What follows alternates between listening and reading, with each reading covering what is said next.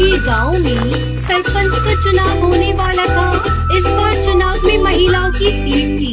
टुनटुनी चिड़िया गांव के पक्षियों में रजाइयाँ बंटवाती है। टुनटुनी, ये मैं क्या सुन रहा हूँ? वो प्रधानी का चुनाव लड़ रही है।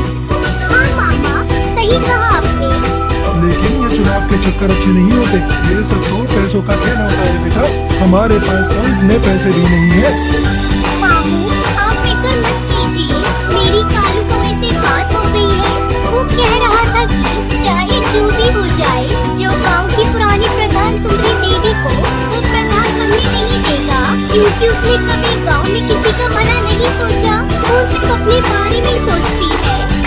बात तो सही कह रही है। वह जब से प्रधान बनी है, उसने आज तक किसी भी जंगल वाले की कोई मदद नहीं की। बस अपनी खोटी गाड़ियाँ यही बनाती गई है। लेकिन एक बात बता, हम पैसे कहाँ से लाएंगे?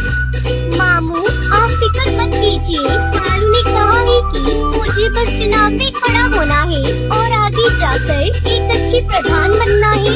बाकी सारे पैसे तो वही लगाएगा।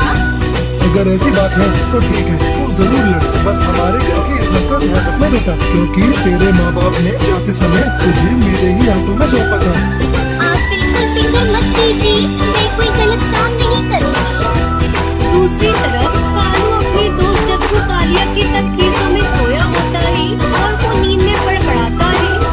टुनटुनी प्रधान जिंदाबाद, टुनटुनी प्रधान जिंदाबाद। मामू देखो, मैंने कहा था अब आप मेरा टुनटुनी से निकाह कर दीजिए।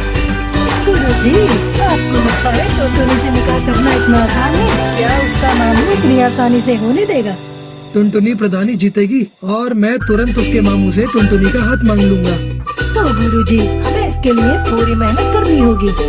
टुनटुनी को जिताने के लिए हमें सबसे पहले दुश्मन की सारी खबर रखनी होगी। शाम दाम दंड भेद सारे ही तरीके अपनाने होंगे। तो चलो चलते हैं गाँव में। दूसरी तरफ बबली कबूतरी अपने घर के दरवाजे पर बैठकर अपनी बहन से कहती है, मैं नहीं लड़ रही है चुनाव।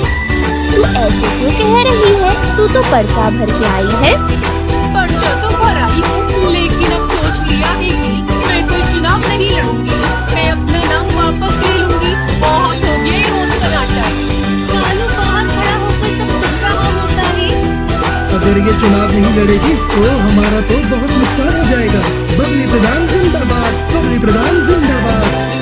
गुरुजी, जब आपने इसे प्रधान बोल ही दिया है तो जरूर जीत जाएगी। फिर बबली और उसकी बहन लूसी दोनों बाहर आते हैं। अरे मैं नहीं लड़ रही चुनाव, हमारे घर में तो रोज की लड़ाई है। मुझे एक बाबा ने बताया है कि बबली के घर में प्रधानी जानी चाहिए, और तू ये सोचती है कि प्रधान बन जाएगी तो घर का काम कौन करेगा?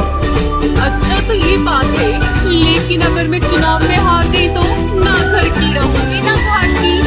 तू तो रही पागल की पागल। तेरा कुछ नहीं हो सकता। तेरे को बोलकर कोई फायदा नहीं। मैं जा रहा हूँ। रुक जा, इतने विश्वास के साथ बोल रहा है तो मैं जरूर लड़ूंगी चुनाव।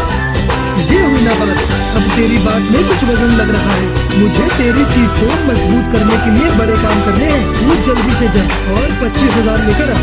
25,000 किस बात की? जो तेरे खिलाफ है उनको पैसे देकर ही तो तेरी तरफ करना होगा। मैं क्यों दूं पैसे?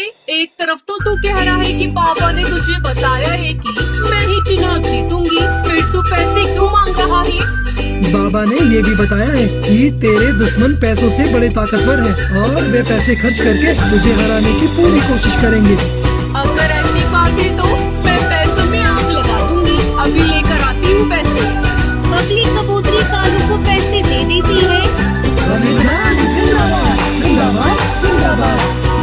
अपने लिए 5-6 अच्छे सूट बनवा ले चुनाव के प्रचार में जाने के लिए। बाकी तेरे पोस्टर में बनवा दूंगा। उसके लिए पैसे अलग से दे दे मुझे।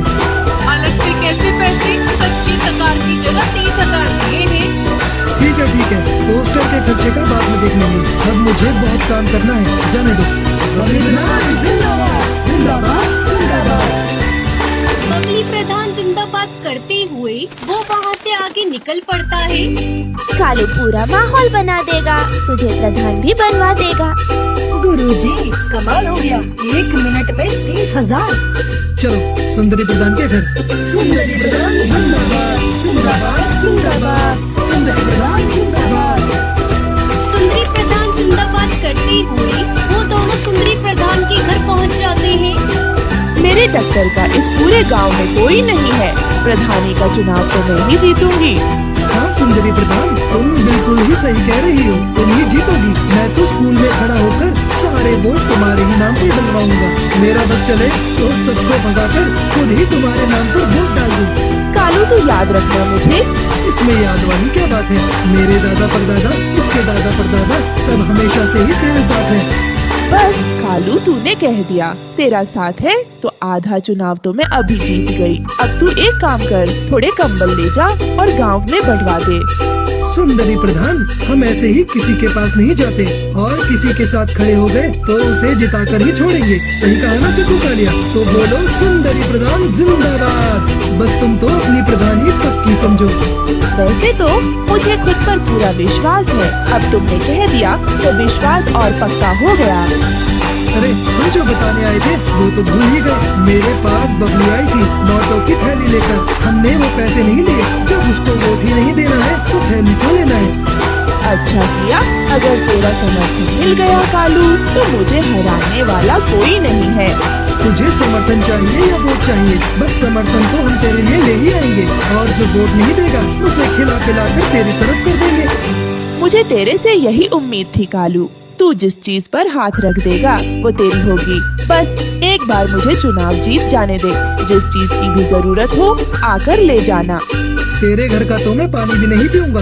तुझे वोट देने के लिए मैं तेरे से कुछ लूंगा क्या? मैं तो जब मैं गांव में निकला तो 2-4 पक्षियों ने पूछा कि भाई किसे वोट डालना है, कुछ खिला पिला दो।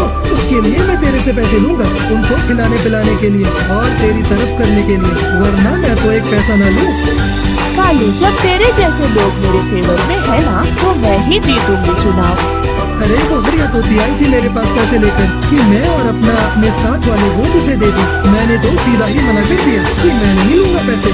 जब वोट उसे नहीं देना तो उसके पैसे क्यों लेना? ठीक किया तूने। मैंने उसको साफ साफ कह दिया कि इतने पैसे तो सुंदरी ऐसे ही दे देगी मुझे। अब तुम एक काम करो सुंदरी प्रधान, मुझे 25,000 ला कर दो। मैं उनके लिए काजू बादाम और फलों की टोकरी उतरवाता हूँ। बस फिर देर किस बात की है, ये ले पैसे। वो सुंदरी प्रधान जिंदाबाद करते हुए वहाँ से निकल जाते हैं। दूसरी तरफ हरिया तोती के घर उसका पति तोताराम परेशान था। क्या सोच रही हो?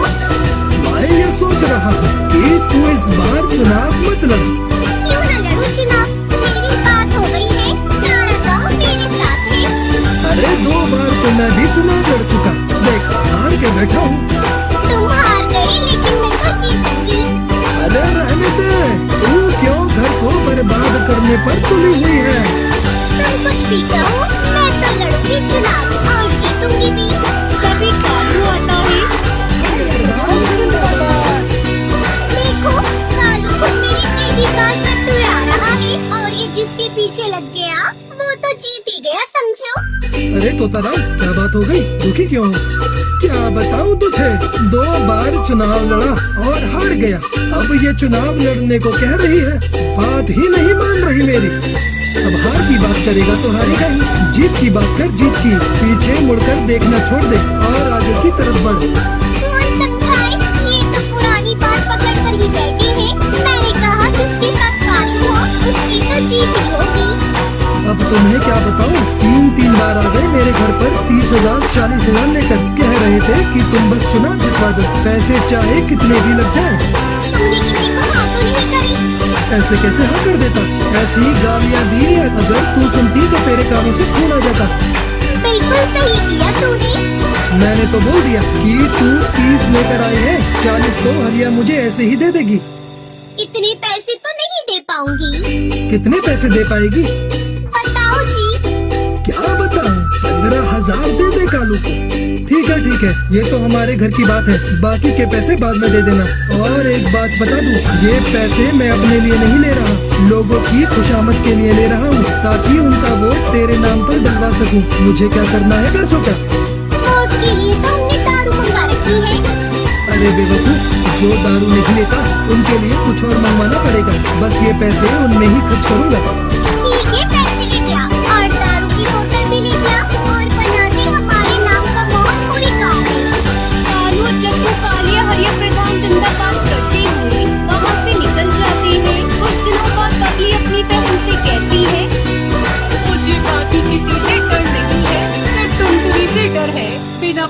इलेक्शन लड़ रही है, गांव के सारे मर्द पक्षी तो इसे ही वोट देंगे।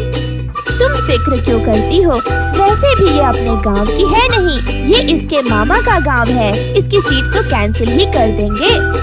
वोटिंग का दिन आता है और गांव में वोट पड़ते हैं। सुनो गाँव वालों, हमारे अधिकारी जी ने वोटों की गिनती कर ली है। अब वह परिणाम की घोषणा करेंगे। गाँव वालों, टुनटुनी 103 वोटों से आगे है और वे गाँव की प्रधान घोषित की जाती है। टुनटुनी कालू सब नाचने लगते हैं। गाँव वालों, हमें पंचायत बुलानी होगी। यह चुनाव गैर कानूनी हुआ है। हाँ हाँ, सही कहा डॉक्टर आपने, ये चुनाव गैर कानूनी है। टुनटुनी तो इस गाँव की है ही नहीं, फिर ये चुनाव कैसे लड़ सकती है? गांव की चौपाल पर पंचायत बिठाई जाती है। गाँव वालों, तोताराम का ये कहना है कि टुनटुनी इस गांव में गलत तरीके से चुनाव जीती है, क्योंकि वह इस गांव की है ही नहीं, इसलिए चुनाव दोबारा होंगे। क्यों होगा दोबारा चुनाव? मैं प्रधान बनी हूँ, मुझे जिताने वाले गांव के पक्षी ही है। हम पागल हैं जो हमने चुनाव के लिए 10 बीघा जमीन बेच दी। मैंने कोई गैर कानूनी तरीका नहीं अपनाया है। चुनाव लड़ने जीतने के लिए मैं इस गांव की हूँ। मेरा निकाह इस गांव में हुआ है और इस हिसाब से मैं यहाँ चुनाव लड़ सकती हूँ। किसके साथ हुआ है तेरा निकाह, हमें भी तो बता। कालू से हुआ है मेरा निकाह, मैं झूठ नहीं बोल रही।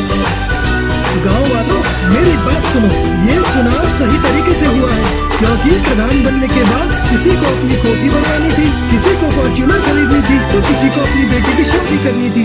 सबको सिर्फ अपने बारे में ही फिक्र थी। गांव की भलाई की तो किसी को पड़ी ही नहीं थी। इसलिए मैंने इस गांव की भलाई के लिए टुनटुनी से निकाह किया। सबके सामने बोलता हूँ, ये गांव का काम करेगी और विकास भी करेगी। अगर ऐसा नहीं हुआ तो मैं खुद टुनटुनी से उसका इस्तीफा दिलवाऊंगा। गाँव वालों, मैं यहाँ पर खड़ी हुई हूँ, लेकिन मैंने हमेशा आप सबको गाँव की टूटी सड़कों की वजह से परेशान होता हुआ देखा है। इस गाँव में 5वीं क्लास के बाद कोई स्कूल नहीं होने की वजह से बच्चों को इतनी दूर पढ़ाई करने के लिए दूसरे गाँव में उठता हुआ देखा है। मेरे मामू मुझे पढ़ाना चाहते थे, लेकिन हमारे गाँव में कोई स्कूल नहीं था, जिस वजह से मैं आगे नहीं पढ़ पाई। और मैं नहीं चाहती कि हमारे गाँव की आगे आने वाली पीढ़ी सब पढ़ी लिखी हो, खासतौर पर चिड़ियाएं, जिन्हें आप सब आगे की पढ़ाई के लिए दूसरे गाँव नहीं भेजते। गांव के सभी पक्षी कालू टुनटुनी के लिए ताली बजाने लगते हैं और इस तरह टुनटुनी चिड़िया जंगल के प्रधान बन